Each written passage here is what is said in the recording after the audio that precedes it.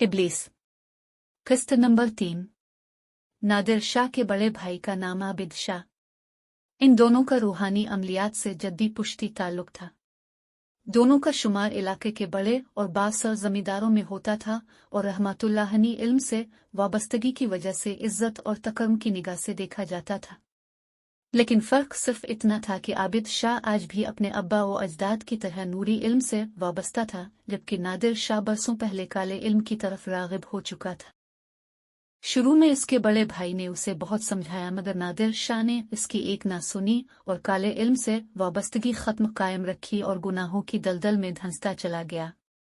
इसी वजह से दोनों भाइयों में शदीद इख्तिलाफात पैदा हुआ और आबिद शाह अपने भाई की बेरहरवी से नाला हैकर अपना आबाई घर छोड़कर साथ वाले गांव में शिफ्ट होने पर मजबूर हो गया।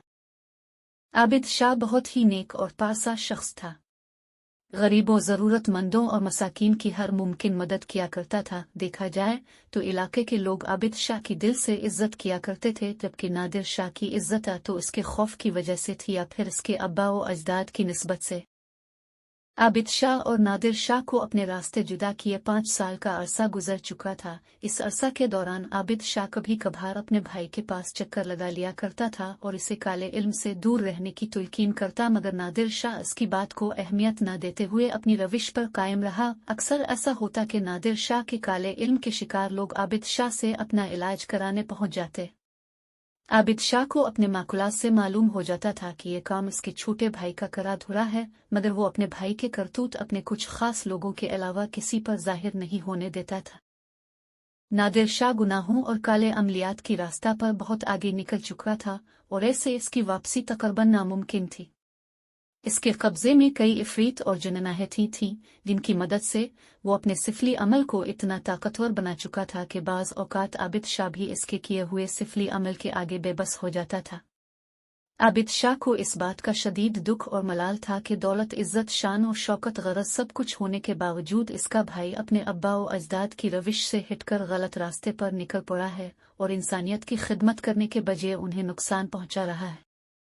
इसीलिए अलग हो जाने के बावजूद आबिद शाह ने अपने कुछ काबिल एतबार लोगों की मदद से नादिर शाह पर कड़ी नज़र रखी हुई थी। इस तरह इसे अपने भाई के हर अमल से आगाही रहती थी और वो हर मुमकिन कोशिश करता था कि इसका हर शैतानी अमल मुकम्मल होने से पहले ही इसमें खलल डालकर उसकी काट कर सके।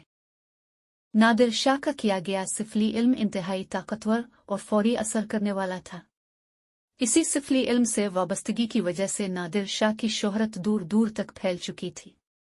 लोग दूर दूर से अपने नाजायज कामों के लिए इसके पास आने लगे थे।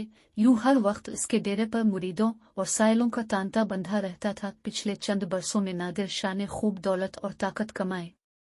इसी दौलत और ताकत का घमंड था कि वो नशा, जिना और बदमाशी की दलदल में गर्दन तक धंस चुका था।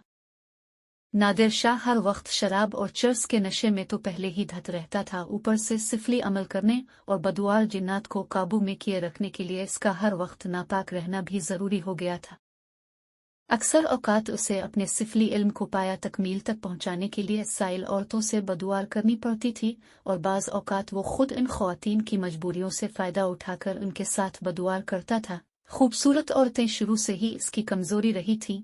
जब भी कोई खूबसूरत औरत इसे पसंद आ जाती तो वो इसे अपने झांसे में फांस लेता, और अगर कोई इसके झांसे में ना आती तो वो सिफली अमल करके से इतना मजबूर और बेबस कर देता कि वो औरत खुद चलकर इसके बिस्तर की जीनत बनने पर मजबूर हो जाती। अपने सिफली अमल की पजीरा या जिन्नात को काबू में करने के लिए इसने कई मासूम बच्चों की बलि भी चढ़ा रखी थी। इसके बाद सिफली अमल ऐसे भी होते थे जिनकी तकमील के लिए नाबालिग लड़कियों से ज्यादती करना और फिर इसी नापाक हालात में नंगा बैठकर अमल करना जरूरी होता था। नादिर शाह की सफाईत का अंदाजा इस बात से लगाया जा सकता है कि जो सिफली तावीज़ वो दिया करता था वो औरतों के हैज वाले खून से लिखे जाते थे। शैतानी ताकतों को खुश करने के लिए वो नजिस से नजिस अमल करने में भी कोई आर महसूस नहीं करता था।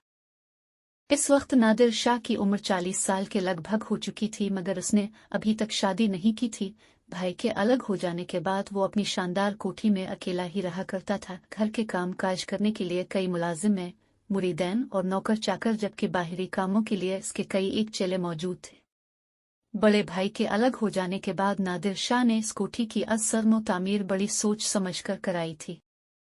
ये कोठी 2 हिस्सों पर मुश्तमिल थी। एक सामने का पोर्शन था जहां इसके अपने रिहायशी कमरे के साथ साथ मेहमानों के लिए रिहायशी और मुलाकाती कमरे भी मौजूद थे, जबकि बाकी के कमरे मुलाजमीन और ख़ास मुरीदैन के लिए मुख्तस थे।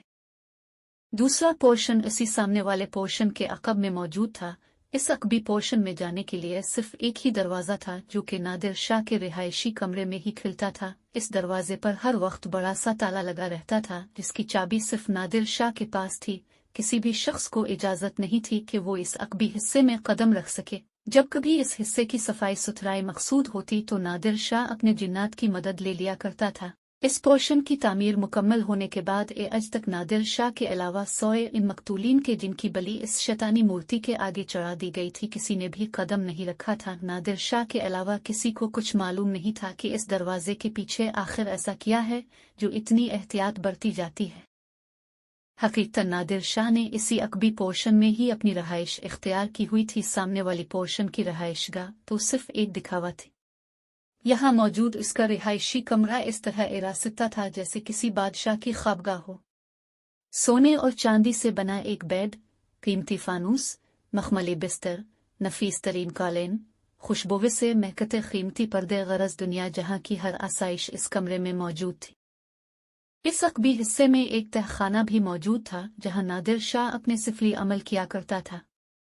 इस तहखाने में कई शैतानी मूर्तियों के साथ साथ उन मासूम बच्चों और औरतों की कब्रें भी मौजूद थीं जिन्हें नादिर शाह ने अपनी हवस पूरी करने के बाद शैतान को बलि चढ़ा दिया था और फिर एक गड़ा से खोद कर उन्हें वहीं दफन कर दिया था। देखा जाए तो ये तहखाना कम और एक कब्रिस्तान ज्यादा था। जब कभी शैतानी ताकतों और बदकार जिन्नात को कब्जे में करना मकसूद होता तो नादिर शाह अपने तमाम शैतानी अमल इसी तहखाने में सर अंजाम दिया करता था। साल में 2-3 मरतबा तो 40-40 दिन तक नादिर शाह इसी अक़बी हिस्से में बने तहखाने तक महसूर रहकर चले काटा करता था। यूं के लो कि यह तहखाना और अक़बी पोर्शन असल में शैतानी क़ुव्वतों की इमाजगाह था। इस पोर्शन की निगरानी नादिर शाह के माकुलात किया करते थे, इसलिए किसी की जरत नहीं थी इस पोर्शन में आने का सोच भी सकता, और अगर कोई यह गलती कर बैठता तो इसकी मौत यकीनी थी। कमेंट में अपनी राय का इजहार ज़रूर करें और पोस्ट को शेयर भी ज़रूर किया करें।